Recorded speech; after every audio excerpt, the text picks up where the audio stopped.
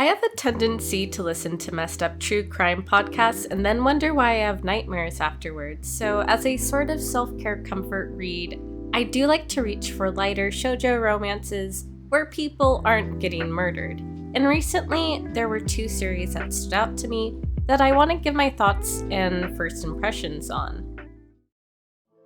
The first is in the Clear Moonlit Dusk, which is a love story between two not-so-typical princes. On one hand, we have Yoi, who's actually a girl. She got her nickname because she looks like a B-shonen prince and has a habit of stepping up to help others. However, guys never ask her out, and it's typically girls who fawn after her. Then, on the other hand, we have Ichimura, who is also nicknamed Prince, but for a whole different reason. He's called Prince because he comes from a wealthy family. However, he's a bit of a rebel. He wears piercings and constantly has unkempt hair. However, once Ichimura starts showing interest in her, she becomes flustered. She doesn't quite know how to respond because for once, she kind of feels like a princess. Now, what I think makes In the Clear Moonlit Dusk so interesting is that it plays around with and questions social expectations. It's about not judging a book by its cover. People are complex and more than they appear. Kind of like Shrek says, people are like onions. They have layers. And it's this theme that I feel Horimiya and My Little Monster also share, so it's no wonder that I like this series as well so far. It's also really cool to see an androgynous female lead who can hold her own. The two are equals and it's entertaining to see the tension and dynamics between the two of them. One thing I want to point out that's more of an observation than a negative critique is that I noticed we don't get as much insight into Ichimura as a person compared to Yoi. But that makes sense because we're seeing things more from Yoi's perspective and learning about him alongside her.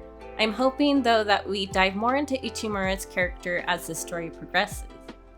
On top of that, the artwork is absolutely gorgeous, and it's a nice extra touch seeing the characters drawn in different everyday casual outfits. I adore fashion, so that's just a small little detail that I do appreciate. All in all, I really enjoyed Volume 1, and I would recommend this manga if you're looking for an introspective, fun, and unconventional romance.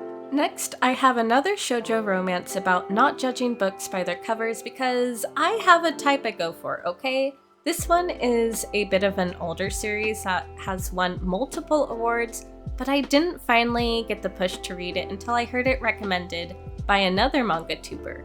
It's called From Me to You, and the story centers around a sweet girl named Sawako who creeps others out because she looks like Sadako from the original Japanese Ring. She's constantly teased and bullied about it and alienated from her classmates. That is, until she meets a schoolmate who doesn't seem afraid of her and calls her by her actual name. This turns her world upside down, and she realizes she doesn't have to be a loner anymore.